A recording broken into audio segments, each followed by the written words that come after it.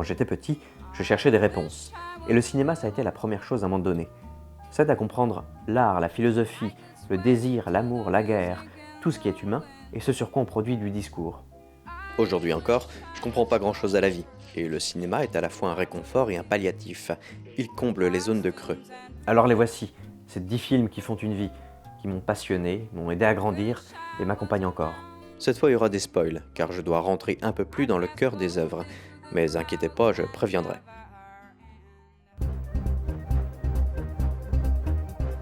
Eh ben, y a pas de 10e place.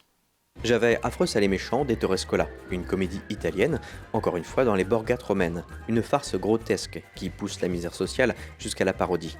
J'hésitais avec L'acte de tuer de Joshua Oppenheimer, un documentaire qui repousse les limites du genre en parlant du putsch militaire en Indonésie et des massacres qui allaient avec, vu depuis le point de vue des assassins, aujourd'hui au pouvoir. Et puis je me suis dit que c'était hypocrite. L'humain est changeant et ses goûts avec, alors la liste de mes films préférés, elle évolue tous les jours. Faudrait que je présente la liste des valeurs et critères auxquels je me réfère pour bien comprendre mon point de vue. Et encore là, cette liste en dit plus sur moi que sur la qualité intrinsèque des films. Alors voilà, voyez de tout, foutez-vous-en des listes, sortez des sentiers battus. Voyez des classiques comme des nanars, et que vive la vie. Elle m'a dit d'aller siffler là-haut sur la colline, de l'attendre avec un petit bouquet d'églantines. J'ai cueilli les fleurs et j'ai sifflé tant que j'ai pu. J'ai attendu, elle n'est jamais venue. La Belgique. Sa bière, ses zones industrielles, ses chanteurs et ses drames sociaux. Les frères Dardenne ont peint la Belgique des pauvres en long et en large. Ils ont un passé de documentaristes qui leur permet de recréer un univers au plus près du réel, avec souvent des acteurs non professionnels qui vivent la réalité qu'ils dépeignent. C'est l'histoire d'Igor, qui aide son père Roger à exploiter des sans-papiers, les loger dans des bâtiments insalubres, les faire raquer, puis les mettre sur des chantiers dangereux. Le petit gars, il est joué par Jérémy Rognier, surtout connu pour être Clo-Clo ou le blond dans Dickeneck. Et qui, ici, est impressionnant de talent à 15 ans. Puis son père, c'est Olivier Gourmet, la pièce indispensable des Dardennes, qu'aura le prix d'interprétation à Cannes dans Le Fils, tellement il est entier, brut de décoffrage, et qu'on le distingue à peine du personnage. Quand on parle de déterminisme social, on pense souvent à la misère. Mais les Dardennes s'intéressent ici à la transmission de la saloperie. Roger est menteur, voleur, manipulateur. Il manque d'empathie et même s'il aime son fils, ne respecte pas ses choix de vie. À le solliciter sans cesse pour ses combines, il le fait virer de son poste d'apprenti mécano. Puis comme il n'y a pas de mère, il lui enseigne ses valeurs. La malbouffe, le non-respect des femmes, les jurons, les tatouages maison et le style, grosse bagouze aux doigts. Mais on a toujours le choix. Et le motif du dilemme, cher aux Dardennes, en est l'incarnation. Car Igor fait face à un drame qui le responsabilise. Il est seul face à sa terrible liberté, car comme l'a dit un bigleux, cette responsabilité totale, dans la solitude totale, n'est-ce pas le dévoilement même de notre liberté?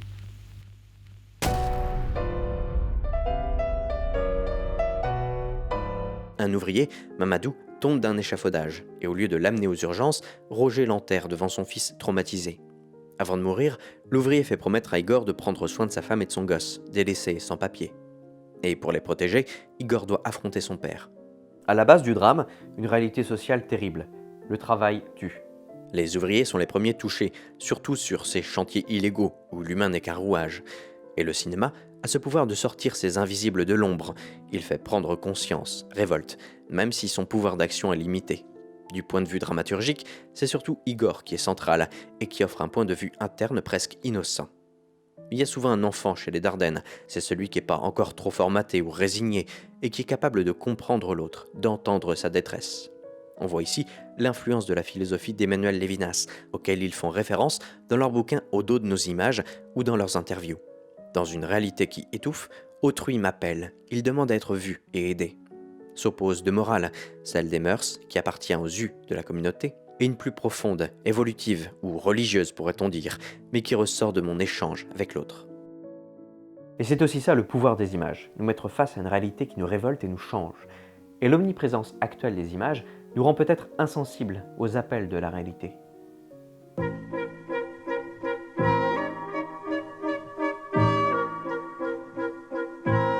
Hiroshima, mon amour, pourquoi pas Auschwitz, mon loulou? René a attendu d'avoir 36 ans pour faire son premier long métrage, et on sent sa maturité. Il s'est longtemps fait la main sur des courts-métrages géniaux, ayant un talent poétique et de monteur, les deux étant liés. Hiroshima, mon amour est écrit par Marguerite Duras. Marguerite Duras qui n'a pas écrit que des conneries. Hein. Elle en a aussi filmé. Hein. Qui appartient au nouveau roman et à un style particulier, qu'il serait difficile de résumer, mais je vais quand même essayer. C'est comme si ces personnages étaient autistes et pensaient tout haut. Ça va avec des problèmes communicationnels, des traumatismes, une froideur émotionnelle et des histoires mélangeant amour et haine. Le film parle d'une actrice française, jouée par Emmanuelle Riva, venue au Japon pour être figurante et qui entretient une relation avec un Japonais. Elle se livre à lui, notamment sur une histoire d'amour impossible vieille de 15 ans et sur un traumatisme. Si j'ai introduit le film en parlant du style de Duras, c'est qu'il saute à la figure. Il peut rendre le film risible si on ne s'y attend pas. Mais passé la découverte et la surprise, on est ému aux larmes.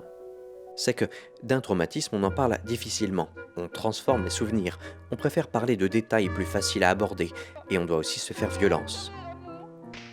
Le drame personnel de cette femme est mis en parallèle avec Hiroshima, ce qui est osé, car il s'agit d'un drame collectif, un crime immense des États-Unis qu'il ne faut pas oublier et qu'on documente dans les musées et les films historiques. Mais René, aussi auteur de Nuit et brouillard, nous dit qu'une image, ça n'est pas la marque réelle, subie dans l'esprit et le corps. Tu n'as rien vu à Hiroshima, rien. Tu n'as rien vu, tu n'étais pas là.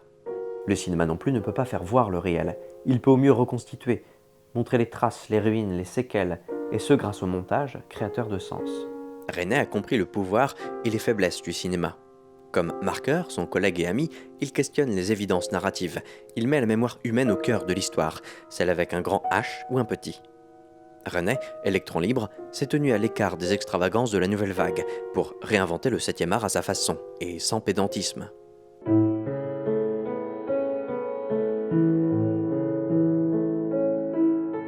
Le traumatisme de la femme, c'est l'exécution de son amant allemand à la Libération, puis sa tonte et son enfermement dans la cave de ses parents.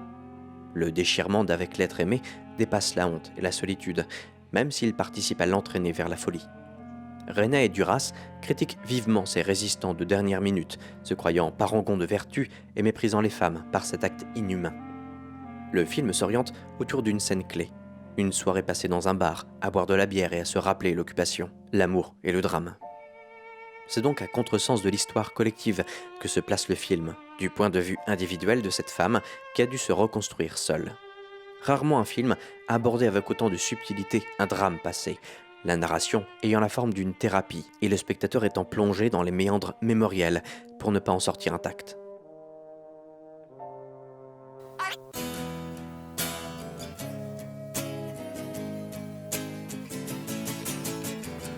J'ai 13 ans. Je commence à avoir des idées sur la vie, j'aime les films, et là je vois Fight Club.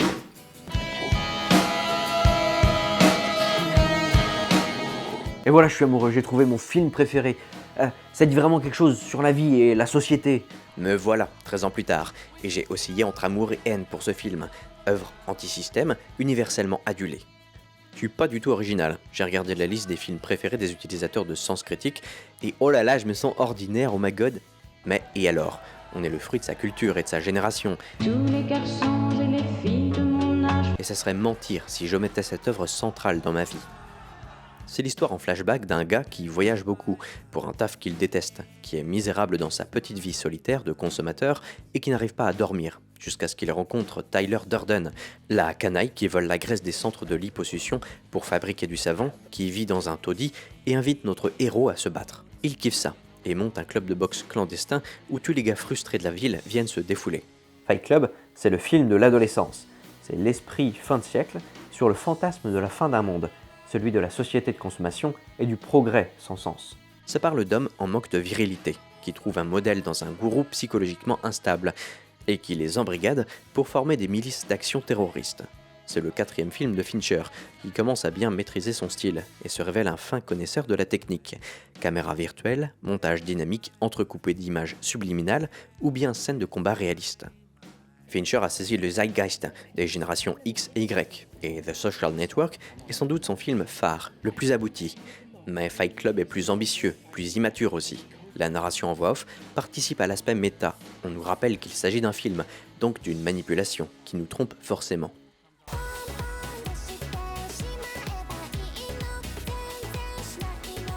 qu'en fait, Tyler Durden n'existe pas. C'est le gars qui a un dédoublement de personnalité. C'est Proudhon pour les nuls, un scénario emberlificoté pour brouiller son message, avec une morale ambiguë qui peut être interprétée de façon honnête ou ironique. Pour faire simple, est-ce souhaitable et possible de faire tomber la société?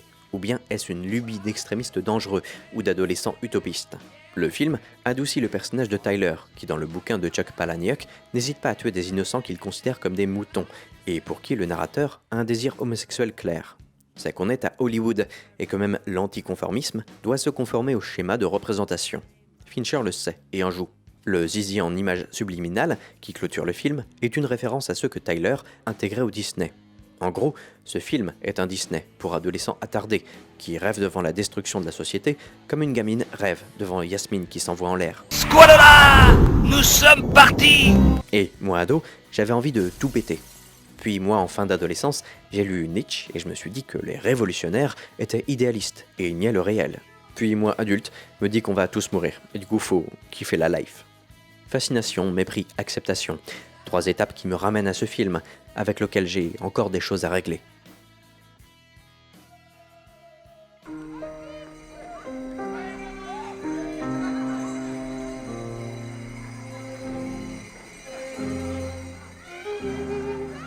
C'est comme une famille. Rarement portrait de famille a été plus chaleureux que celui qui ouvre Fanny et Alexandre.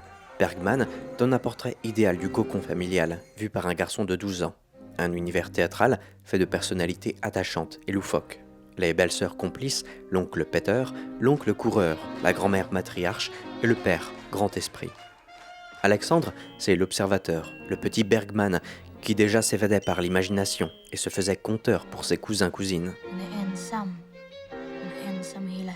Et avec la mort du père, vient la rupture terrible et le remariage de sa mère avec le pasteur rigoriste et tyrannique. Fausse nostalgie, car Bergman propose une autobiographie truquée, dans laquelle on a des fragments mémoriels, des inventions inspirées de sa vie d'adulte et des fantasmes. D'après ses dires, il y a autant de lui dans l'enfant que dans le beau-père, et car son père était lui-même pasteur, Bergman analyse ce qui lui a été transmis et ce qu'il a pu dépasser. Dans le film, le décès du père est un traumatisme qui oblige Alexandre à trouver refuge dans l'imagination pour se divertir et enchanter la réalité qui l'entoure. De là proviennent les 2 facettes du réalisateur, qu'on retrouve dans toute son œuvre, car tous les humains sont déterminés dès leur plus jeune âge, sa tristesse mélancolique, au service de réflexions métaphysiques, et son imagination fertile, qui le rapproche du fantastique ou du potage comique. Avec Tarkovsky, c'est un des cinéastes les plus philosophes que je connaisse, et ça fait un peu prétentieux ou intello, parce que ce sont des films difficiles à voir, mais ce n'est pas pour rien qu'on dit que ces cinéastes sont des géants. Chaque ligne de dialogue, chaque idée de leur film sont comme des fils qui, une fois tirés, décousent le canevas complexe qu'ils avaient brodé. J'avoue, j'ai vu qu'une portion de ce 45 films, mais chacun est marquant et riche. Il en a scénarisé beaucoup, car il a des choses à dire, Bergman. Il a ses thèmes de prédilection, l'amour, le deuil, la transmission filiale, mais rien de ce qui est humain ne lui échappe. Fanny et Alexandre est reconnu comme étant son œuvre testamentaire, bien qu'il ait vécu 25 ans encore après. Mais c'est aussi son film le plus ambitieux, le plus englobant. Budget colossal, une foule d'acteurs et des décors grandioses, c'est un film qui en impose, et dont il existe une version de 5h15 pour la télé. Moi je parle de la version ciné, de quand même 3h09, ce qui n'est pas de trop. En un clin d'œil, on passe de la lumière à l'ombre, du paradis à l'enfer. L'austérité du presbytère tue le feu de l'enfance chez Fanny et Alexandre, et ce dernier imagine des histoires pour fuir. C'est terrible de voir ces âmes écrasées par le carcan moral et religieux, gonflées de grands préceptes. C'est Genève de Calvin que souhaite reproduire ce beau-père, qui use avec aisance du bâton pour contrôler les corps, pour ensuite contrôler les esprits. Cette maison de foi et de rigueur devient synonyme de mort, avec cette tante malade et ses murs blancs.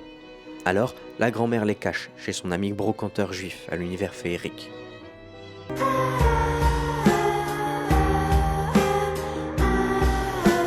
Le beau-père meurt cramé et tout revient à la normale. Sauf que non. Alexandre, qui était suivi par le fantôme de son père théâtreux, est maintenant suivi par le presbytérien qui le tourmente. Et on suppose que toute sa vie, il devra faire avec l'héritage de ces 2 hommes, qui ont influencé ses valeurs et sa pensée. Bergman, comme Alexandre, se réfugie alors auprès des femmes et dans l'univers mental où tout est possible. Allt kan ske. Allt är möjligt och sannolikt.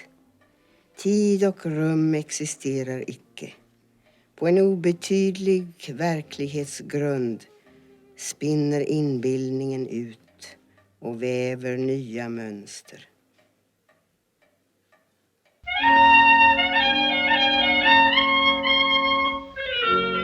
Si de ces 50 films, il y en a un seul que vous devriez voir tout de suite, c'est bien Les Lumières de la ville.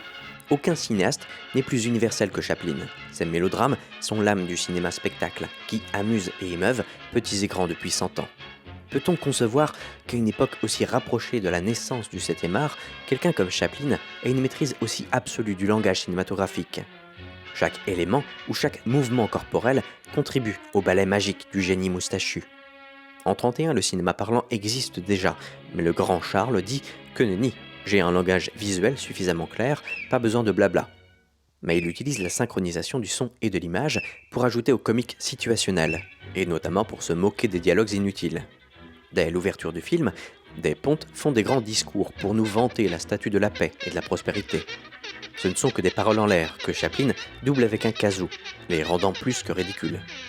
Car tout le film le prouve, la ville moderne, c'est tout sauf la paix et la prospérité, ce dont est la preuve ce clochard céleste, paria de la société. Chaplin met à la lumière les laissés-pour-compte, à une époque où la Grande Dépression met tout le monde sur la paille, montrant les failles du modèle économique américain. S'il a les poches percées et qu'il est violenté par tous, il n'en reste pas moins très humain, généreux, sensible, prêt à aider la pauvre aveugle, tout comme le bourgeois suicidaire. Ce Charlot, qu'il a affiné au fil des années, nous est crédible et attachant, drôle dans son imperfection. Il est un corps inoubliable qui a forgé l'imaginaire collectif. C'est LE corps le plus connu de l'histoire du cinéma, et peut-être même de l'histoire humaine, Jésus excepté. Chaplin, c'est une pierre de fondation de l'humour burlesque. Sans lui, pas de Jacques Tati, de Pierre Tex ou de Rowan Atkinson. Et l'humour n'a pas réellement évolué de ce côté-là. Et je ris toujours autant devant le chaos très ordonné de cette aventure. Et pourtant, on est attristé de voir, avec tant de cynisme et de justesse, peint le caractère des hommes indignes qui entourent notre héros. Ce bourgeois alcoolique, par exemple, qui, ivre, est jovial et généreux avec Charlot, puis une fois sobre, redevient un salaud. C'est toute la duplicité honteuse des bourgeois qui est ici reflétée. Il y a aussi le boxeur violent, le majordome méprisant, le patron intransigeant, tout un corps social qui opprime les miséreux. Et bien qu'on en rie, c'est un mélodrame, alors on en pleure aussi.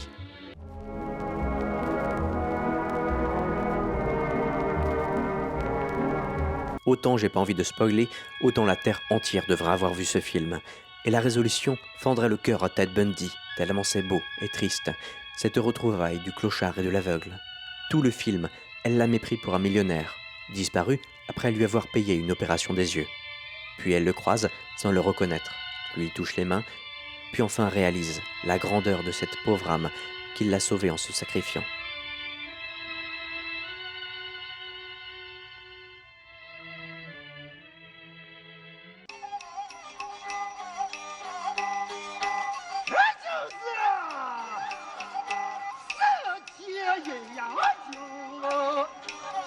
Zhang Yimou, m'a-t-on dit, c'est le cinéma chinois pour occidentaux, car ça s'exporte bien, et même si c'est loin de ma culture, ses œuvres me touchent. Dans sa filmographie, on peut vraiment distinguer un avant et un après 2000, passant de drames sociaux et historiques à des films d'action grand budget, au style grandiose, du type Hero ou La Cité Interdite. C'est un changement de genre comme de ton, car on quitte le réalisme, parfois comique, pour le fantastique, beaucoup plus sérieux. Et je préfère de loin sa première période, notamment ses 7 premiers films, dans lesquels joue à chaque fois Gong Li, sa femme de l'époque, et sans doute la plus connue des actrices chinoises. Le Sorgue Rouge, c'est la paysannerie chinoise, faisant face à l'invasion japonaise.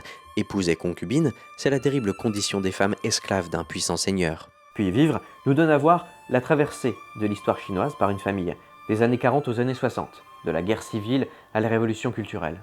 Dès les 15 premières minutes, Vivre plonge son protagoniste au fond du trou.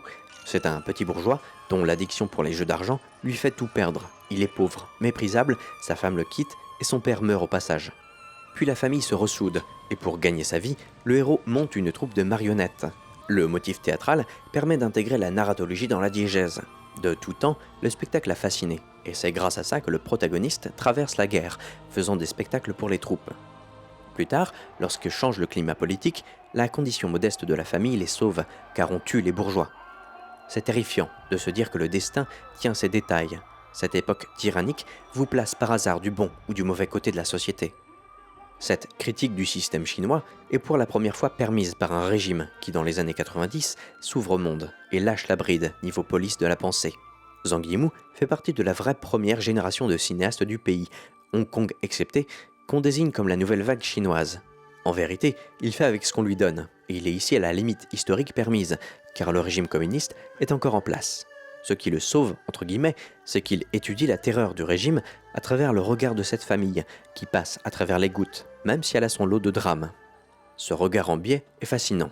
Ces personnages cherchent simplement à vivre, pas à combattre l'oppression, ce qui parfois les rend lâches. Ils ont des défauts, mais sont aussi attachants. On sait par quoi ils sont passés, et le scénario est rempli de scènes attendrissantes ou comiques, favorisant l'immersion. C'est un film plein de style, notamment grâce à une esthétique insistant sur la couleur rouge, couleur du parti, mais aussi du sang. Zhang Yimou est connu pour mettre l'emphase sur les couleurs, à la signification toujours double, ambivalente. Car le cinéma chinois n'est pas très vieux, Zhang Yimou s'est beaucoup inspiré du cinéma classique japonais, notamment Kurosawa, pour ses scènes d'action dans ses films. Et la caractéristique de ces personnages est psychologiquement assez poussée, même s'ils expriment peu de choses en public, car il faut être assez binaire et facile à cerner dans un pouvoir tyrannique. On a peur pour cette famille, surtout avec les deux gamins, pris eux aussi dans la tempête de l'histoire. Même un enfant peut être accusé de sabotage contre-révolutionnaire, et même un enfant doit travailler toute la nuit pour participer à l'effort de guerre.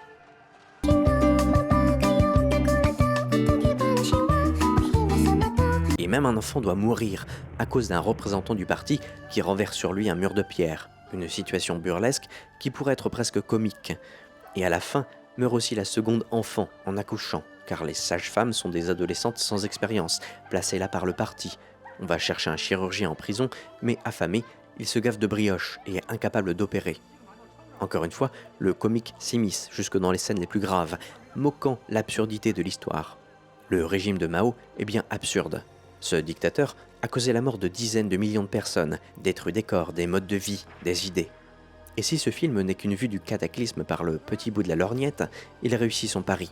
Faire rire du pire, rendre attachant des collaborateurs du parti, parler d'histoire sans être manichéen ou consensuel.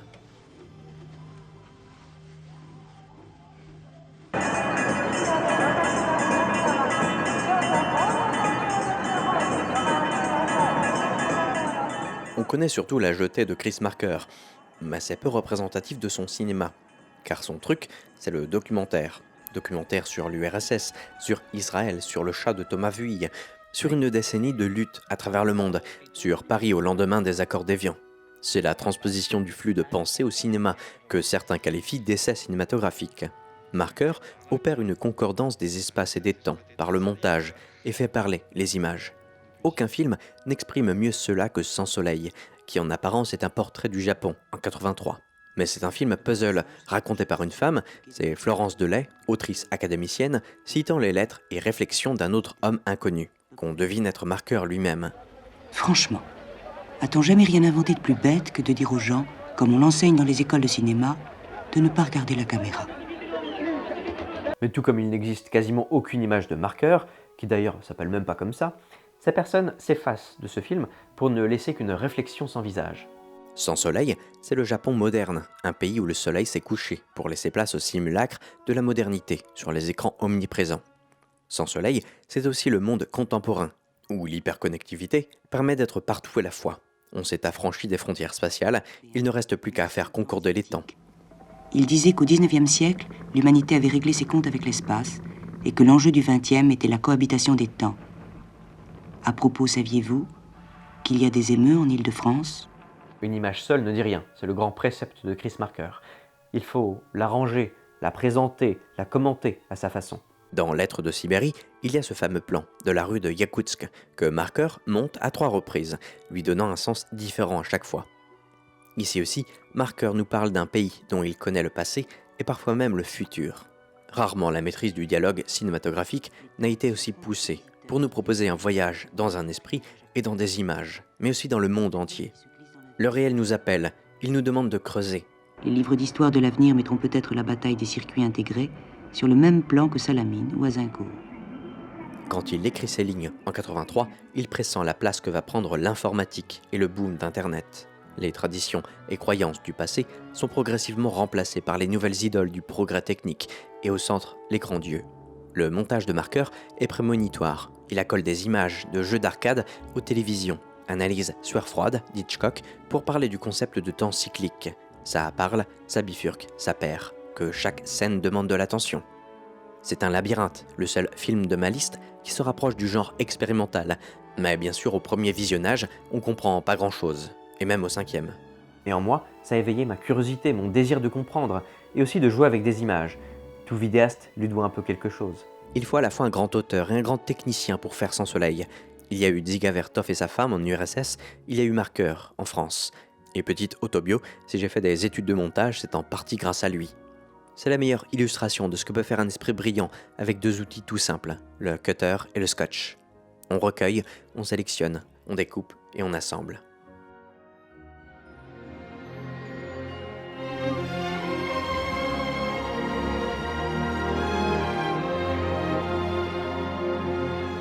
Je dois avouer, je n'aime pas Nausicaa. Je le trouve très naïf et inabouti. Et c'est à peu près tout, car à côté, chaque réalisation d'Hayao Miyazaki est un chef-d'œuvre fait main, avec une attention prêtée aux détails. Chaque histoire est touchante, tenue par une intensité dramatique folle, avec des personnages attachants et mémorables, parcourant des thèmes universels qui parlent à toutes les générations. Franchement, qui n'aime pas Miyazaki ? Il mérite amplement sa réputation. Il est The King of le cinéma d'animation japonais, sinon du monde, et de toutes ses œuvres, Princesse Mononoke est la plus belle. Ça se passe au Moyen-Âge, dans un Japon rongé par la guerre civile. En défendant son village d'un dieu sanglier devenu fou, le prince Ashitaka est touché d'une malédiction et est obligé de s'exiler. À l'ouest, il découvre les forges de Dame Eboshi, qui creusent la montagne sacrée pour faire prospérer sa communauté. Ce faisant, elle dérange et tue les dieux qui y vivent, notamment une déesse louve dont l'enfant est San, la princesse Mononoke. Ce résumé très incomplet donne une idée de la complexité du récit, mais on ne perd jamais de vue l'importance des conflits. Ici, chacun se bat pour sa vie. Les dieux se meurent à cause de l'exploitation humaine, le village des forges doit résister aux attaques fréquentes d'armées et de samouraïs, et Ashitaka, qui sait sa fin proche, tente d'apaiser la situation en servant de médiateur. Miyazaki est connu pour sa morale humaniste. Il dresse des portraits d'individus complexes sans manichéisme. Mais ce qu'il y a de terrible dans ce monde, c'est que chacun a ses raisons, et que personne n'est prêt à entendre celles des autres. Et ce parallélisme est flagrant devant le duel inévitable entre San et Dame Eboshi, deux femmes fortes qui se pensent dans leurs droits et protègent leur communauté. Il n'y a pas plus cinématographique que ce film d'animation. Il doit beaucoup à l'œuvre de Kurosawa et au Jidai Geki en général. Quand les samouraïs partent à l'assaut des forges, je reconnais l'esthétique de Ran, le feu, le sang, les morts à foison. Pour beaucoup, Miyazaki est une porte d'entrée dans le cinéma, voire la culture japonaise. Il s'inspire des mythes, folklore et religions de son pays pour recréer des mondes à la frontière de la réalité et de l'imagination, et dont pourtant on ne doute pas une seconde. Comment traduire fidèlement la fascination et la terreur de mon regard d'enfant devant Princesse Mononoke ? J'aimerais pouvoir l'oublier pour le redécouvrir à nouveau. Mais malgré cette impossibilité, la magie des bons films est qu'ils sont à chaque fois surprenants. Ça n'est pas un mystère qu'il s'agit là d'une fable écolo. L'homme détruit la nature qui lui rend la monnaie de sa pièce.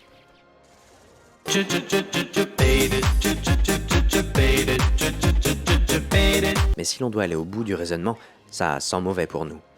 Car en décidant de décapiter le dieu cerf pour plaire à l'empereur, Dame Eboshi et les mercenaires du Petit Gros créent le chaos, tuant bien la moitié des gens des forges. Et réalistiquement, on va payer un tribut similaire en réchauffant la planète, et dans un siècle et demi, il se pourrait bien que la moitié de l'humanité meure. Miyazaki est pessimiste, et même si la conclusion reste positive, car la vie repart, faut pas oublier que c'est après la destruction de tout ce que les humains avaient construit. Ce film donne bien une vision réaliste de la grandeur et de la décadence de l'humanité.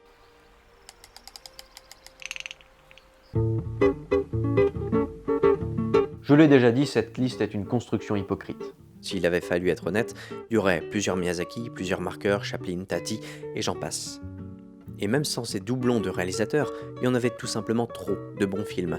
Alors voici quelques mentions honorables dont j'ai failli vous parler. Hair de Milos Forman. Peut-être un jour je parlerai des comédies musicales, un genre qui m'est cher.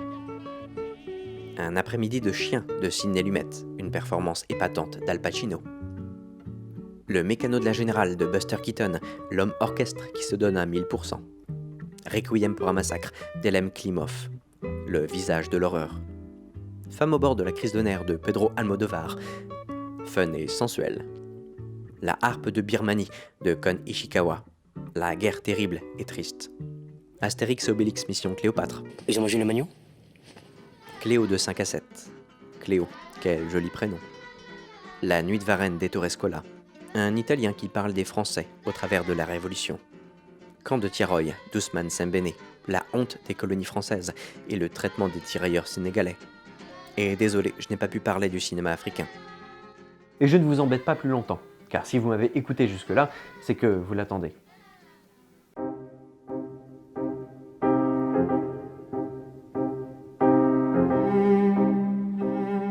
Stanley Kubrick est le cinéaste à la filmographie parfaite. Ses 2 premiers films exceptés, mais lui-même ne voulait plus en entendre parler. Rarement un auteur a fait un sans faute similaire. Tout ce qu'il a entrepris, il l'a réussi. S'il a eu quelques déconvenues avec les studios et des projets avortés, il a toujours tenu d'une main de fer ses films. C'est l'incarnation de l'auteur, une vision, un processus créatif ordonné, cadré, un résultat remplissant le cahier des charges. Un ordre qui peut faire froid dans le dos. Godard a dit que Kubrick filmait des personnages qui n'existaient pas. Lui ne s'adresse qu'à la foule des spectateurs en exploitant quelque chose dont elle manque. Un gimmick, un truc, un gadget. C'est le contraire de la vie. Mais tout les sépare dans leur vision de la création. Je respecte Godard pour sa vision singulière. La création, certes, peut faire voir autrement, fuir les conventions représentatives, se méfier des formes préétablies. Mais Godard n'a jamais fait un chef-d'œuvre aussi propre et millimétré, et pourtant aussi fort et touchant que Barry Lyndon. C'est le miracle d'Haydn, la laitière de Vermeer, les frères Karamazov. Aucun lien, je suis fils unique. C'est le chef-d'œuvre le plus parfait du cinéma. C'est l'histoire de Redmond Barry, jeune Irlandais qui tombe amoureux de sa cousine et défie son prétendant. L'ayant blessé, il doit fuir, est enrôlé dans l'armée britannique pour combattre en Europe lors de la guerre de 7 ans. Il déserte, mais est capturé par des Prussiens et doit combattre à leur côté. Il finit par servir d'espion, mais ruse et se retrouve au service d'un noble, bien décidé à faire fortune en épousant la comtesse de Lyndon. Encore une fois, l'histoire est complexe, suivant les péripéties d'un jeune homme naïf, jusqu'à sa transformation en vieux comte désabusé. Ce trajet est similaire à celui de Candide de Voltaire, un voyage physique à travers une Europe en guerre et un changement psychologique à cause de nombreux déboires. Kubrick est aussi fasciné par la vie de Napoléon, et Redmond Barry a un peu du caractère aventureux, conquérant et tyrannique du célèbre Corse. C'est adapté d'un roman de Makepeace, qui a pour but de ridiculiser le personnage, et à travers lui toute la société. Vanité de l'ascension sociale, des grands sentiments, des guerres ou de l'argent. S'il y a quelques scènes à potentiel comique, le film de Kubrick n'est pas drôle, il est un tableau englobant de la société. Le cinéaste conserve le cynisme de l'auteur, pour parler de nous autres humains, folles âmes perdues dans un monde qui nous dépasse. Barry Lyndon, c'est la création surplombante, où le réalisateur se substitue au dieu de son monde. L'acteur n'y est pas réellement à l'aise, car on le manipule.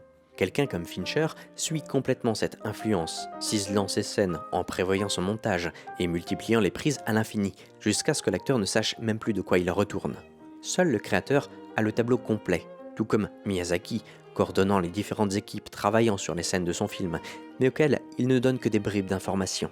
Chacun a son anecdote sur Kubrick, comment il est allé chercher des optiques de la NASA pour filmer une scène éclairée à la bougie, son attention aux moindres détails, qui le rend perfectionniste, voire intransigeant, son réalisme déconcertant, proche du documentaire. C'est majestueux et ça touche. Mais j'avoue, au premier visionnage, je me suis ennuyé, car c'est long et pesant. Mais au deuxième, j'ai été conquis, et au troisième subjugué, car chaque revisionnage m'épate toujours autant et m'émeut.